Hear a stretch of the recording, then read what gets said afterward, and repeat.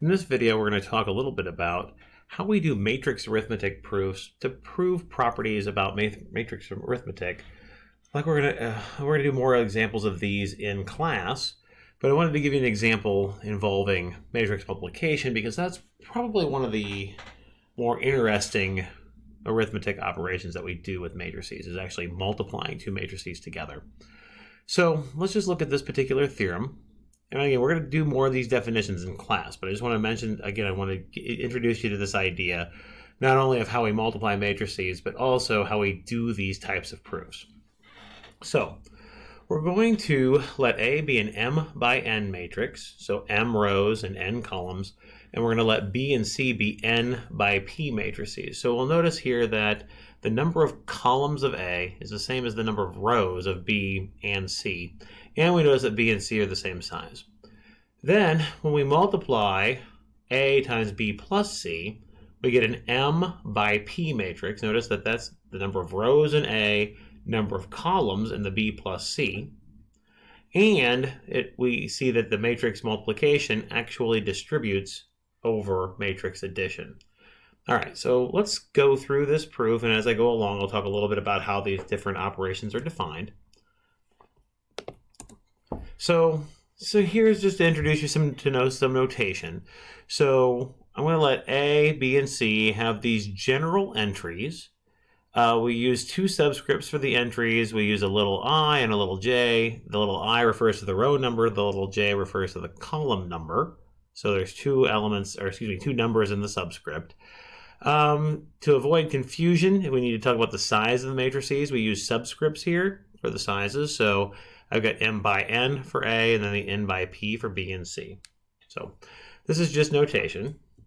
All right, so the first thing we're going to do is work with the left-hand side, and we're going to see that we have to get the same thing on the right-hand side. So for matrix arithmetic proofs, or what I like to refer to as entry proofs, I want to show that a general entry on the left-hand side looks like a general entry on the right-hand side. So the first thing I'm going to do is figure out what a general entry on the left-hand side looks like. So the first thing I'm going to do is add the B and C together. So a B plus C has to have a general entry of D sub I plus J, just giving it a name. Notice that it has the same size as B and C.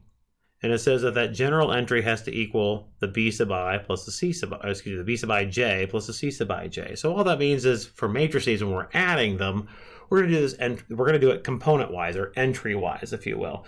We're going to match up the entries, and we'll just add them together. Well, so I'm going to do examples with actual numbers in class. So if this isn't making too much sense right now, that's okay. We'll do some examples with numbers in class. But again, I just want to get you a feel for one of these proofs so that when I do a couple of them in class, it'll hopefully make a little bit more sense when we do them. All right, so now let's talk about multiplication. So multiplication for matrices is a little bit strange, and we're going to do examples with numbers again in class tomorrow. So again, if this isn't making too much sense now, bear with me.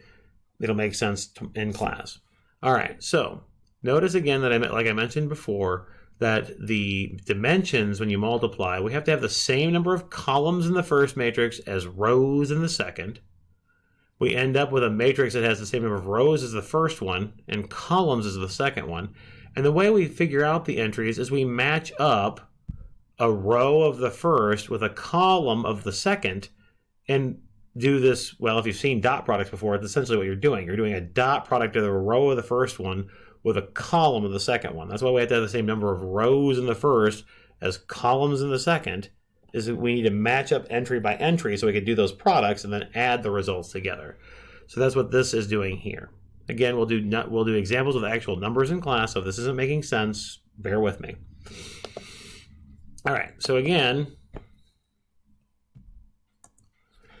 when we do this, now I'm just going to try to figure out what this entry has to look like, this f sub I sub j. So then I just plug in over here what we came up with the d sub I sub j.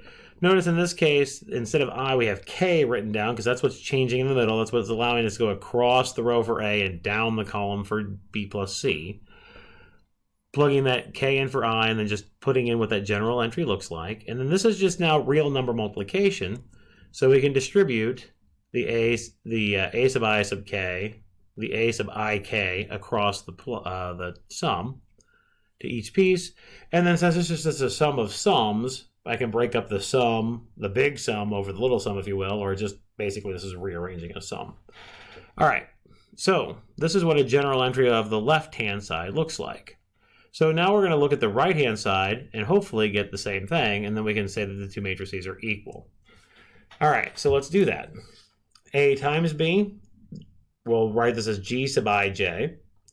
Again, rows of the first, columns of the second, that's why it's M by P.